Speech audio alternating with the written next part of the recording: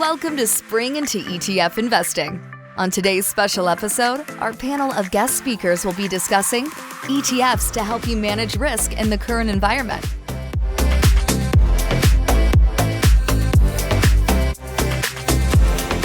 Welcome to Spring Into ETF Investing, a special edition of ETF Market Insights. I'm Erin, VP of Online Distribution with BMO ETFs. Quick reminder that today we're not providing you any investment advice or recommendations. Our channel is all about providing education around investing and around ETFs, focused on the Canadian do-it-yourself investor. I'm going to turn it over to our special guest, Kornel Szrejber, in just a moment. Kornel is the host of the Build Wealth Canada podcast and founder of the Canadian Financial Summit, which is a free virtual conference focused on education around investing and personal finance. Kornel, I'll turn it over to you. Welcome to ETF Market Insights. I'm Kornel Szrejber, and in this episode, we will be discussing market volatility and ways you can use ETFs to help mitigate that volatility or smooth the rise. I'm pleased to be joined by Karmalkar, VP and Portfolio Manager at BMO ETFs. is focused on equity derivatives-based and multi-asset portfolios at BMO. I'm also joined by Cam Gill, Managing Director of Market Making and Canadian Delta One Trading at CIBC Capital Markets. In his role, he's responsible for institutional sales, market making, and risk managing across all ETF asset classes. His team plays an integral role in the launch of new ETFs and support of existing ETF products. Can you walk us through the volatility in the markets right now and what investors are experiencing? Yeah, first, thanks for having me here, Kornel. I would say there is a lot of headwind and volatility currently in the market, but to get a better understanding of what's causing it, I think we just need to go back to last year. So 2022 was a very tough year for investors. It was a very tough year for majority of asset classes. We saw Bank of Canada, US federal banks, and across the globe, we saw central banks raise rates at the fastest pace in recent history. And that was to combat inflation, which was, again, at very high levels that we haven't seen in decades.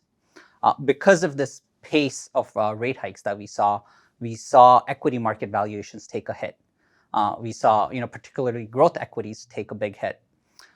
Moving to Europe, we saw kind of geopolitical tensions there where Russia versus Ukraine war was happening. And because of that, it aggravated an already delicate, I would say, supply chain issue that was already present due to, COVID-19. And because of that, we saw further inflation. Fast forward to 2023, all those economic concerns that were there in 2022 kind of spilled over into 2023. So we still have high interest rates. We still have geopolitical tensions going on. And further, we still have high inflation. Yes, inflation has come down from the peak. However, I would say that, it's still well above the federal bank's mandate of about, 2%. In terms of, what kind of environment investors are in, I would say investors are in a new macro and new market regime. As investors and global economy, they were very used to this low interest rate or, zero policy interest rate policies, before 2022. And because of that, we saw, when markets or when Feds started raising rates at the pace, we saw a big shift in market regime, which caught the market off guard. So I would say, investors need to be a bit more cautious and, prudent in terms of their investing and looking for quality or more dividend-based companies in this environment. Cam, what can investors expect for the rest of the year, and what are some of the risk factors that they should be considering? Great. Well, first of all, thanks for having us. I think this year is a very interesting one. At the beginning of the year, we saw central banks increasing rates in order to slow down the economy. But that's obviously had some consequences. In particular, the U.S. banking system issues that we've seen. It's been a bit of a concern. Now, that being said, I think that there are some pretty positive things on the horizon. Like we've seen labor markets be very strong. GDP numbers are fairly good as well. Even the Canadian housing market seems to be okay. But with the collapse of SVB, I think that central bankers have now kind of revised their approach a little bit. So they've slowed down on interest rate hikes. And I think for the most part, markets believe that interest rates will be headed lower, and that's all positive for the marketplace. I think what we've seen earlier in this year were increasing rates and and higher equity markets, which is typically not the case. And with this kind of change in policy from bankers, I think that we're going to see that relationship come back. I think in addition to that, there are some pretty significant concerns on the horizon, or risks that we need to manage for: geopolitical risk, energy prices, as well as just general sentiment. I think that markets are driven by sentiment pretty heavily, and to the extent that investors feel that this is a risky environment, I think it could kind of drive the market to a lower place. So I think in general, I would expect equity markets to continue to go higher, but we need to keep those risks in sight. And to the extent that things get negative there, I'd probably consider investors to reevaluate. Thank you. And low volatility is a strategy that investors can use to help mitigate some of the swings in their portfolio when the market is this turbulent. Can you walk us through this type of investing or this type of strategy? Yeah, for sure. So low volatility is a form of factor investing. The way the strategy works is it's an equity strategy that invests or tends to invest in low risk stocks versus high risk stocks. To give you an example, let's look at ZLB, which is the BMO Canadian Low Volatility ETF. The strategy invests in companies such as Loblaws or Hydro One, which tend to be less risky compared to some companies that might be in the mining industry. So like junior gold miners, which tend to be much more volatile. So, the strategy's main goal is to reduce your drawdown when markets are coming down. So it invests in strong blue chip companies, invests in companies that have strong financial balance sheets. And these companies tend to be in more defensive sectors, such as consumer staples and utilities. And like I said, the main goal is to minimize drawdown during market downturns. So for every % or every dollar that you do save when markets are going down, it's an extra dollar that you have when markets start to recover. So you have that extra equity that the strategy is participating in when markets are recovering. So, in a good way to summarize, the low vol strategy is you win by not losing. Mm-hmm.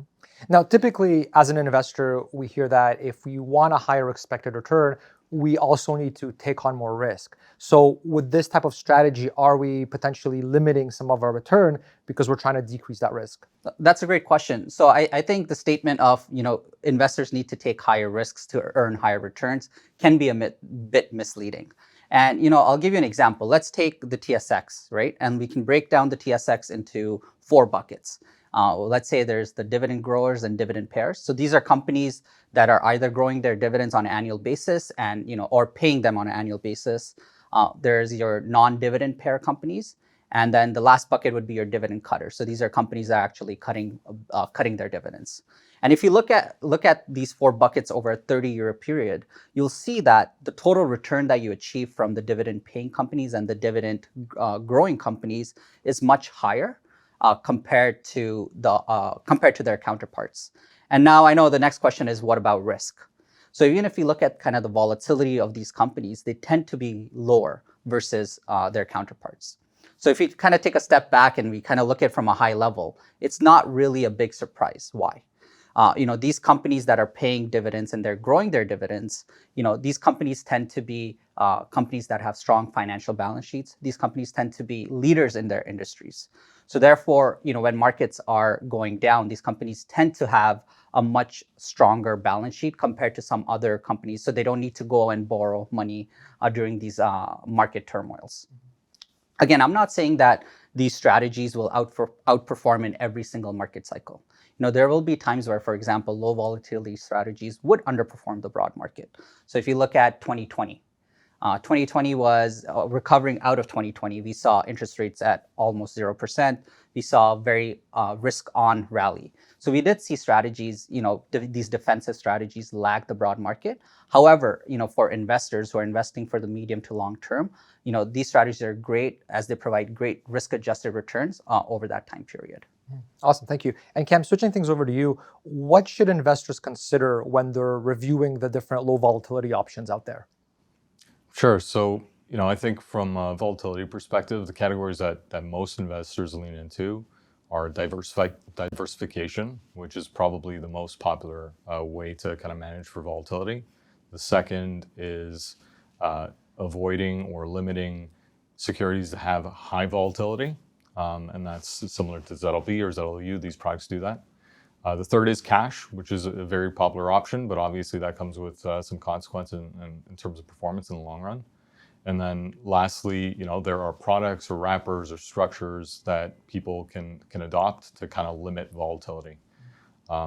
And that can include ETFs or different portfolio construction. The other, thought as it relates to options available to investors is the type of strategies or products that are available as it relates to portfolio volatility minimization. So there's min vol, and then there is low vol. And these are kind of two ways of constructing products. Min vol is really at the portfolio level, and low vol is really almost top down as it relates to securities. And both, have benefits. I think that the BMO team has had a great run with their approach. Mm-hmm. And what other factors can investors consider to help limit the volatility of their portfolios? Well, so I think quality and dividends are probably two ways that stand out. Limiting yourself or focusing on product securities that have high dividends or consistent dividends is a great way to kind of lean into securities that are likely to provide low volatility. And it's just the nature of these companies, right? So if a company is consistently providing a high dividend yield, it really does speak to their business model. That means that they've got consistent cash flow. They've probably got a solid long-term business where they feel comfortable that they're able to pay cash out to investors. And that in turn will mean that they'll likely have consistent performance. And as we know, once companies start paying dividends, they're very unlikely to reduce dividends. They're very unlikely to remove dividends. And that kind of allows investors to gravitate towards these securities. So dividends is one, and then quality is the other. And to a certain extent, they go hand in hand. A company that is deemed to be high quality or blue chip, as you mentioned earlier, is more likely to produce dividends and have stable earnings. And that in turn will provide lower volatility. Mm-hmm. And how can investors use these factor ETFs in a portfolio? And then how do you even go about building a portfolio using these? Yeah, so investors have access to a lot of factors in the ETF market space now. As Cam mentioned, there are ETFs where you can isolate some of these factors. So there's low volatility, there's dividend, there's quality ETFs. In terms of, I would say the first step in terms of constructing a portfolio would be to take a step back and investors asking the question, what is my time horizon or investment horizon, and what are my investment goals? And based on that, you can decide on what factors might be the best for your portfolio. To give you an example, for a client in this environment who is conservative or risk averse, a low vol ETF might be a right fit for their portfolio, given the current environment we're in. And another thing I would like to say is, volatility. This is not the first time I think markets have seen volatility. Probably won't be the last time it'll see volatility. We recovered out of 2008. We saw volatility during Brexit. We saw volatility during COVID, right? So the main message here is that investors should stick to their investment plan, which might be medium to long term, and not get caught up in this short-term volatility or day-to-day volatility. Second thing I would say is, another way to use these factors when you're constructing portfolios by combining them. To give you a very simple example, if you look at ZLU, which is the BMO US Low Volatility ETF, and let's just say for simple math, 50% invested in that ETF and 50% invested in ZNQ, which is the BMO NASDAQ Index ETF. By combining this low vol factor with the growth factor, you're able to create a much more diversified portfolio, which not only beats the broad market in the medium term, but also produces a much better risk-adjusted return. So it produces higher returns without taking on higher risk. So, investors have these tools available to them. And finally, it's very important that investors have a strategic mindset when they're constructing a portfolio. It's all about hitting their goals and not getting caught up in the day-to-day volatility of these markets. All right, thank you. And a question for both of you. Are there any other things that we can do to help limit the volatility within our portfolios? Yeah, for sure. I can start and I can pass it to Cam after. Sure. So I would say the first one is diversification. I think many people have already said it. Diversification is a free lunch in investments. And in my previous answer, I was talking about combining different factors to create that diversification. And what I mean by diversification is, when one part of your portfolio is working, that's a great thing. But what happens when other parts are not working? You need something to step up. So that's why having diversification is very important. And diversification doesn't need to be just within factors. They can be within asset classes as well. So you can have an equity portion, asset, fixed income, and also commodities or real assets. So that's one way investors can achieve lower risk within their portfolio by diversifying it. Another one I would say is on the covered call strategies. So these are strategies that are dividend focused. And then they use option strategy on top to generate enhanced income for clients. So this strategy is great for clients who are looking for two things, one or three things actually. One is income on a monthly basis. Second, I would say, is for participating in the equity market without taking on excessive risk. And third is, because there's a call option that's written to generate that enhanced income, these strategies tend to have about 10 to 15% lower volatility versus the broad market. So these are, two ways that investors can incorporate these strategies or diversification to help lower their overall risk. I don't know if I mean, you said all the good ones. So, from my perspective, I think it's leveraging the tools that are available to you. And there's definitely a lot of innovation as it relates to product, and people are continuously finding different ways to maybe extract a little bit more return while achieving lower volatility. I think one thing that the general investor tends to miss is staying invested and choosing the right product. So understand what you want, understand what your investment objective is, and then stick to the product. I think too often within the investor community, people are constantly trying to flip out of one thing into the other and trying to achieve returns. But what they don't realize is that actually injects a ton of volatility into their own portfolio. So relying on advisors or on asset managers that produce good product is kind of the key. And then just staying the path. So I think that's one thing that I'd probably add. All right, well, thank you for the great insights, Camilo. It was wonderful, and really thank you for helping investors understand how they can add exposure to their portfolios that will help smoothen the ride or lower volatility. This is so important given recent markets and can really help investors stay the course in their investment portfolios. So that caps things off for our session. I wanted to give a big thank you to BMO ETFs for continuing to host these educational segments for DIY investors and helping them become better, more informed investors. Have a great day.